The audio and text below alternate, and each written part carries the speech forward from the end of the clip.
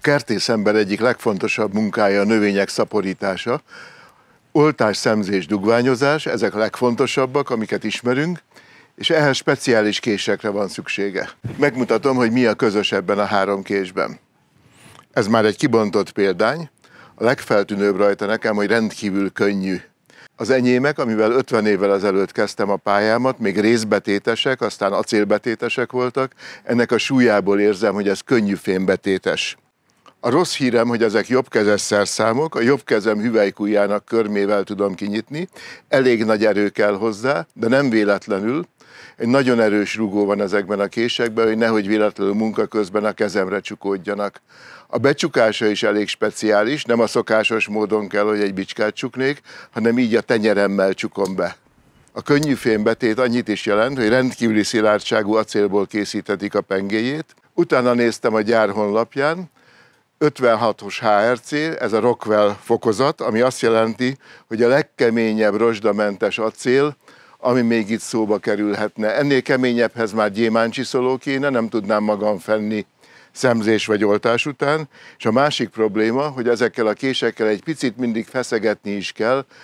Ha nagyobb lenne a szilárdsága, akkor valószínűleg kipattogna az éle. Tehát tökéletesen végig gondolták.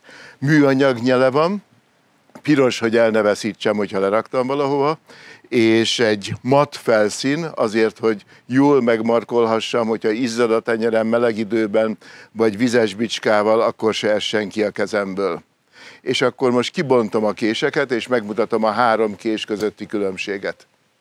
A felső, a hosszú egyenes 50 mm-es pengéjével oltókés, a túloldalán van egy kis tűrőke, vagy hánycstűrő, ezt soha nem szabad kiélezni.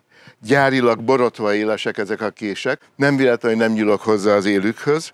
A tűrőkét, aki kiélezi, az csak azt éri el, hogy megvágja a kezét a csukott bicska is, és a bicska kivágja magát a zsebéből. Az oltókéssel lehet oltani, szemezni, dugványozni, egy virágkötő is dolgozhat vele, és még szalonnázni is lehet, sőt nyársat faragni a kiránduláson. Természetesen, hogyha ilyesmire használtam, akkor utána meg kell fenni, meg kell élezni újra, hogyha ismét oltani és szemezni akarnék. A következő egy szemzőkés. Ennek sokkal rövidebb az egyenes szakasza, mert csak egyetlen szemet kell levágni az egyenes szakasszal, ugyanúgy van rajta hánycstűrő, és ugyanúgy nem szabad élezni, és egy kicsit veszélyes még ebben a kevéssé kiélezett formájában is. A harmadik egy olyan szemzőkés, aminek nagyon hasonló a pengéje, mint az előzőnek, tehát egy viszonylag rövid vagy közepes szakaszon egyenes a szem levágásához, de tűrőkét nem építettek rá, hanem a tűrőkét a bicska másik végébe építették be egy kis réznyelvként, ezért semmiképpen nem fogja megvágni az ember kezét, vagy nem vágja ki a zsebét. Ha választanom kell, az oltókés az univerzális, a szemzőkések speciálisak, a kacorokra pedig még visszatérünk a sebkezelési folytatásban.